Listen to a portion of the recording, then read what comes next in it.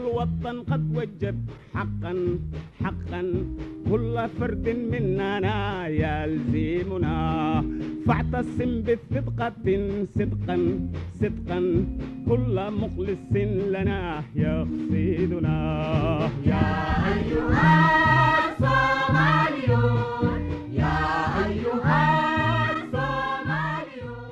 بسم الله الرحمن الرحيم السلام عليكم ورحمة الله وبركاته كلنتي وناكسن داوديال iyo dhageystayaal kusoo dhawaada barnaamijka xusuusta keedka oo goorahan oo kale idin kaga yimaada warbaahinta qaranka Soomaaliyeed barnaamijka xusuusta keedka ayaan gabi ahaanba toddobaadkan waxaynu ku eegi doonaa xaaladaha abaaraha ee dalka ka jira xilligani oo aan dib u gacan doono sanadii 1974kii abaartii daba dheer oo sidaan oo kale dalka saameyn ugu yeelatay sidii gurmadku ah xilligaasi iyo waxyaabihii laga baran karo hadaba abaartii daba dheer ayaan ku soo qaadanaynaa barnaamijkeena xusuusta keedka gabi ahaantiisaba oo horaantii 70meeyadii dalka ka dhacday ku soo dhawaada mar kale iyo barnaamijka xusuusta keedka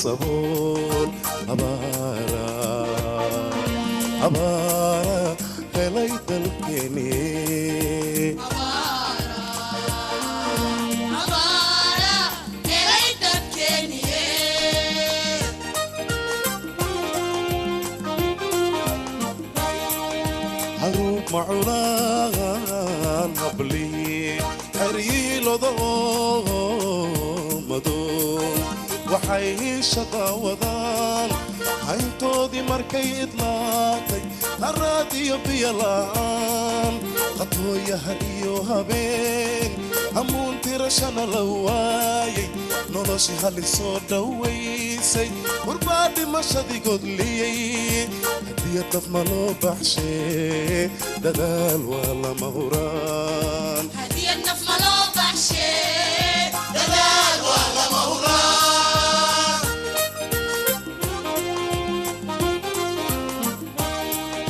haruub macunaan hablii xeryihii loda oomadow waxay shaqa wadaan hayntoodii markay idlaatay haraadiyo biyo la'aan qatooya har iyo habeen hammuun tirashana la waayay noloshii hali soo dhawaysay warbaadhi mashadii godliyey haddii daf ma loo baxshee dadaal waa lama huraan haddii daf ma loo baxshee dadaal waa lama huraan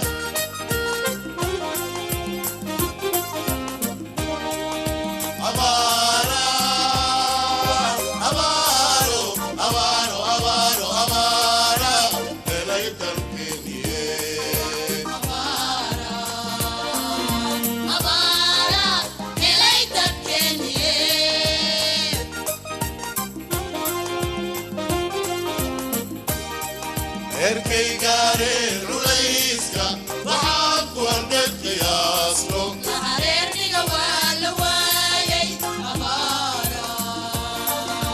abaara helay dadkeeniye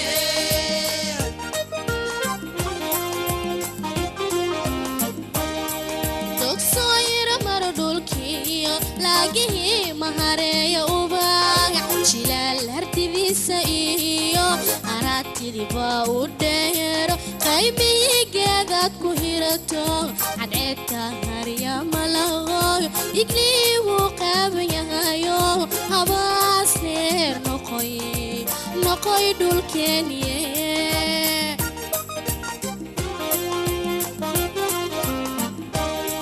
dogsooyira maro dhulkiyo laagihii mahareeya ubaaga jilaal hartidiisa iyo araagtidiba u dheero qaybihii geedaad ku hirato cadceedka harya malaqooyo iglii wuu qaaban yahayo habaas neer noqoy dhulkeeniye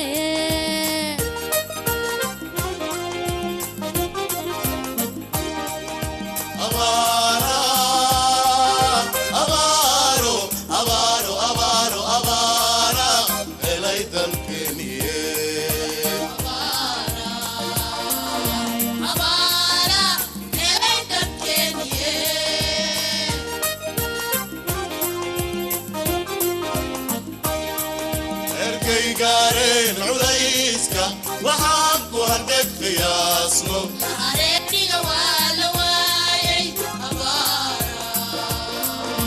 abaara helay dadkeeniye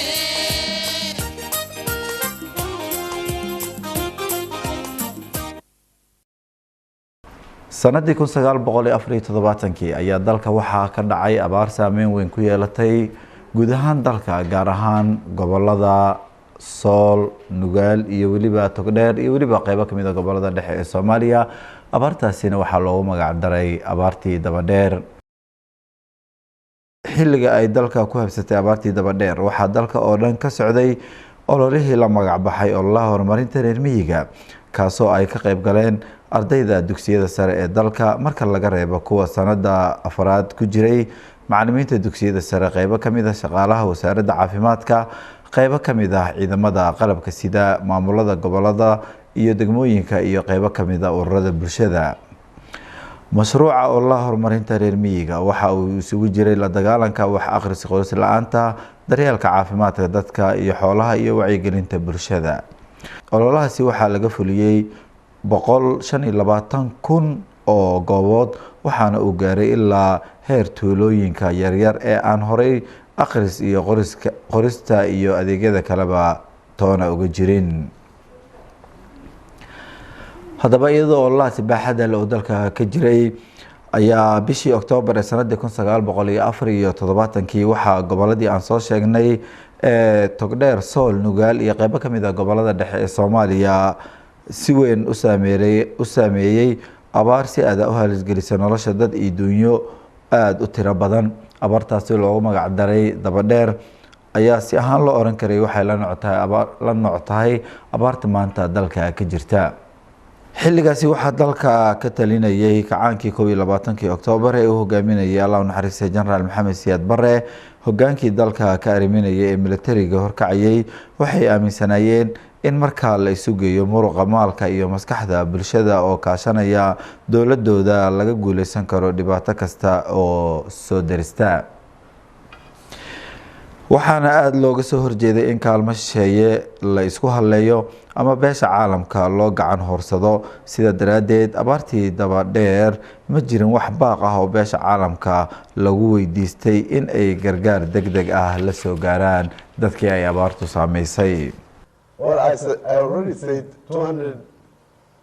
250,000 are in camps around. We are feeding about 750,000 in the rural area. We are feeding also 150,000 people in certain villages. ilaa 250,000 ayaan horay u sheegnay inay ku jiraan xeryaha. waxaanu dareensannahay inay ka badan yihiin oo ay gaarayaan ilaa iyo 750,000 oo ku nool dhulka miyiga ah.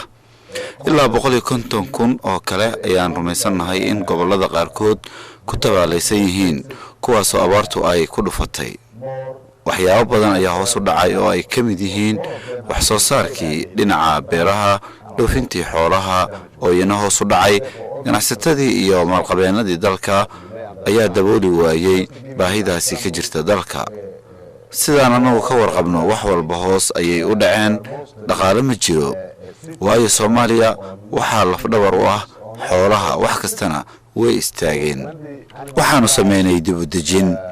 dadka ayaan meelo ka soo rarnay oo meelo kale dejinay.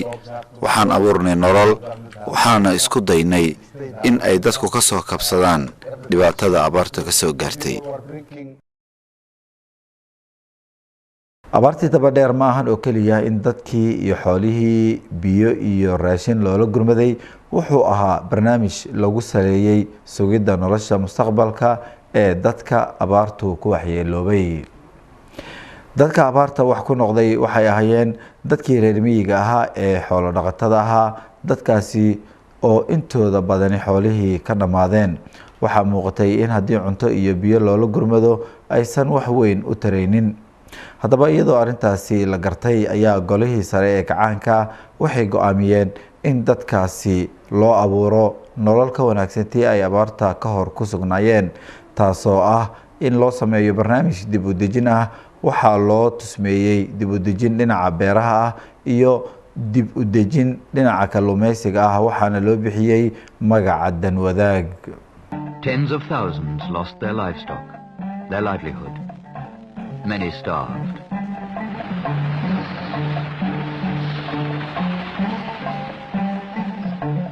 Deeply moved, the president toured camps set up to shelter the destitute.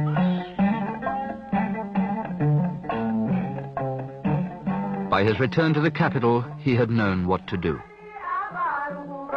To save their lives, they would have to be moved to fertile lands in the south. The decision of June 1st, 1975 would move all nomads who wished it to resettlement areas between the southern rivers.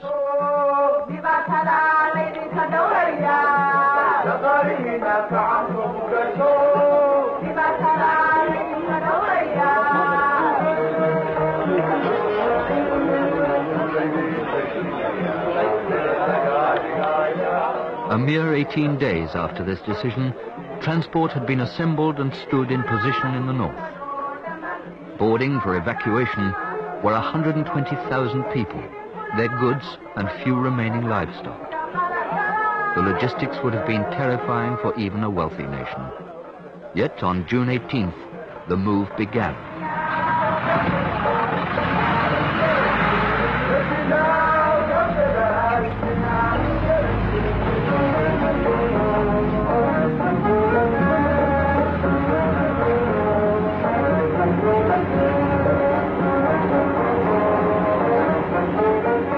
615 lorries had been gathered and 24 transport planes. 16 emergency landing strips had been built. Food had been provided and clothing found. The nation's response to the nomads' need was quite phenomenal.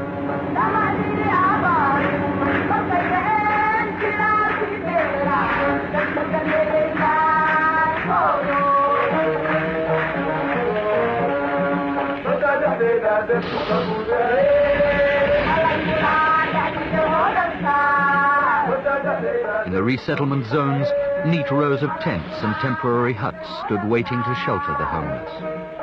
For 105,000 people, arrival here in the fertile but undeveloped land between the rivers marked the beginning of a totally new life.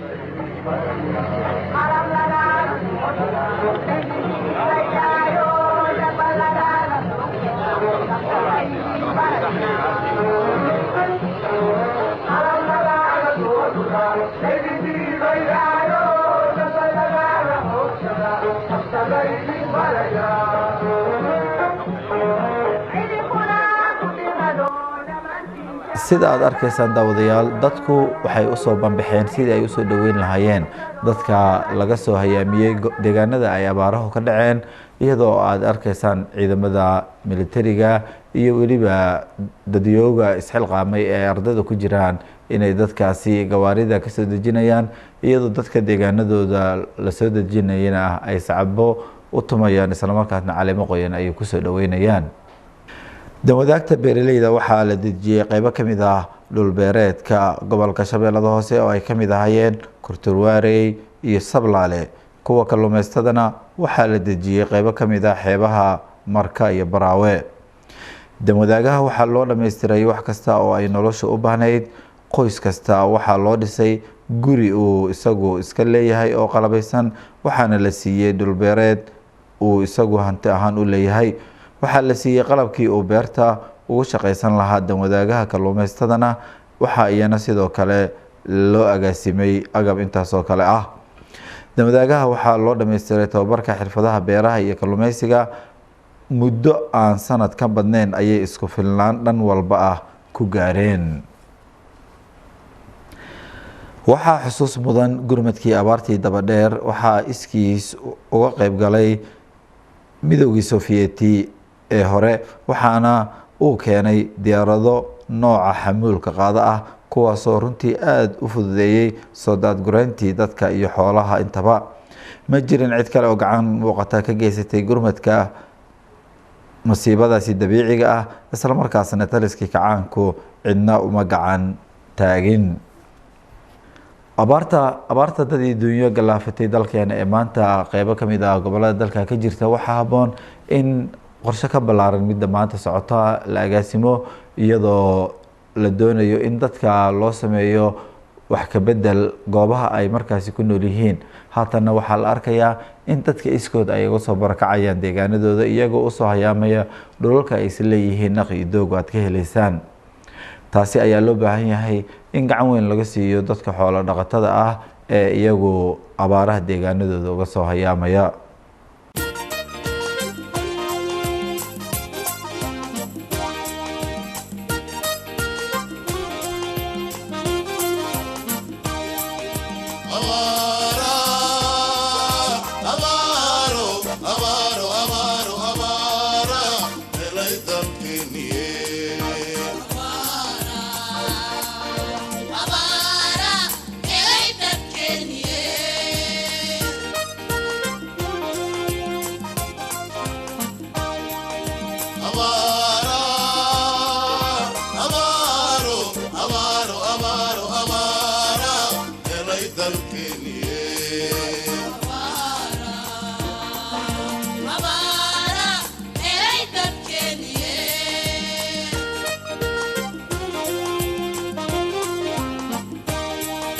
Hey,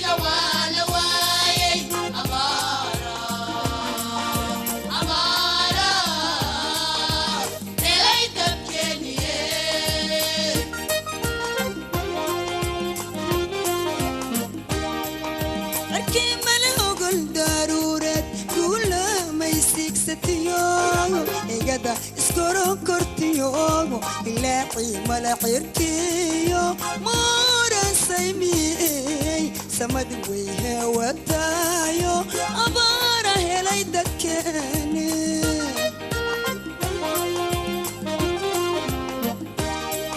irkii malagal daruurad kula may sigsatiyo igada iskoro kortiyo ilaaci mala xirkiyo mooran saymiyey samad way hawatayo abaara helay dadkeeni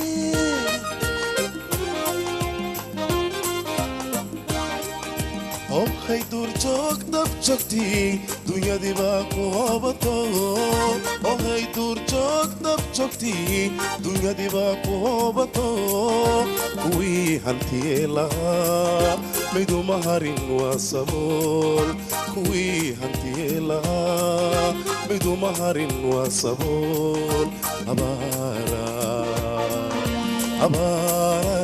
helay dalkeeni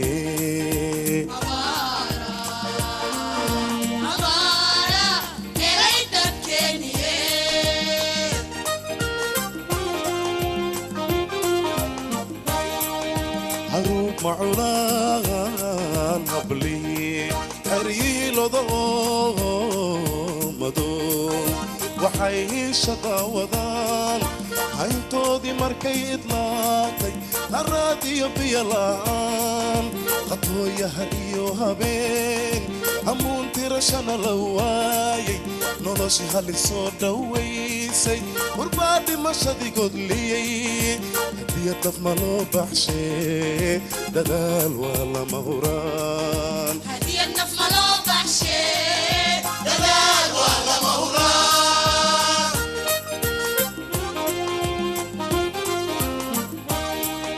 حروب معلان هبلي حريه لضو مدو وحي شقاوضان عينتودي مركي إطلاقي الراديو بيلان خطوية هريو هبين همون ترشان لواي نولوشي هالي صودا ويسي وربادي مشادي قدلي هدية نفمالو بحشي دلال ولا موران هدية نفمالو بحشي دلال ولا موران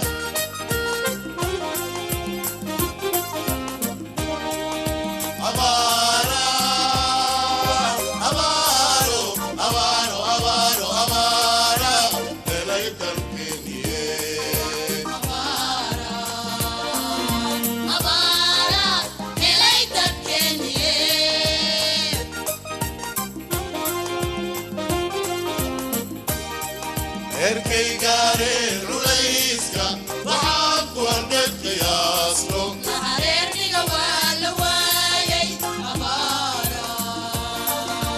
abaara helay dadkeeniye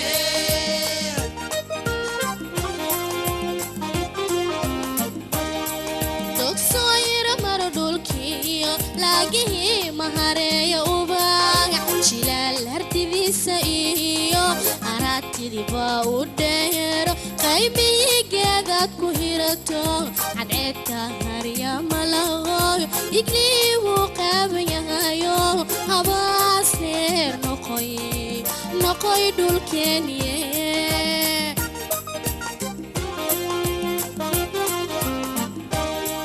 dogsoyra maro dhulkiyo laagihii mahareeya ubaaga jilaal hartidiisa iyo araatidiba u dheero qaybihii geedaad ku hirato cadceedka harya malahoyo iglii wuu qaaban yahayo habaas neer noqoy dhulkeeniye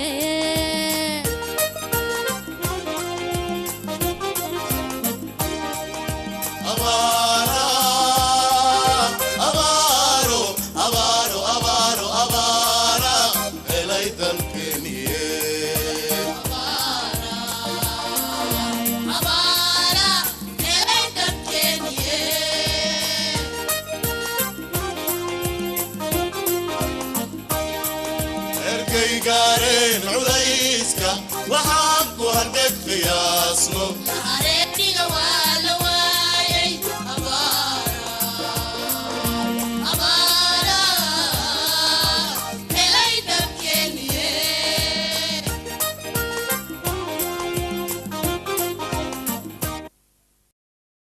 daawadayaal iyo dhegeystayaal intaa ayaynu kusoo gabagabeyneynaa barnaamijkeenii xusuusta keedka ee toddobaadkani aan dib ugu eegeynay abaartii dabadheer ee sanadii 1974 ka dhacday dalka gaar ahaan gobolada Togdheer, Sool, Nugaal iyo qeybo kamid ah gobolada dhexe ee Soomaaliya. tan iyo kulanti dambe intaynu barnaamij kaalmida dib ugu kulmi doono waa aniga iyo bahda farsamada gacanta iga siisay dhinaca kaamiradaba oo isku duuban oo idin leenahay sida ay nabadgelyo. Wassalaamu calaykum waraxmatullaahi wabarakaatuh.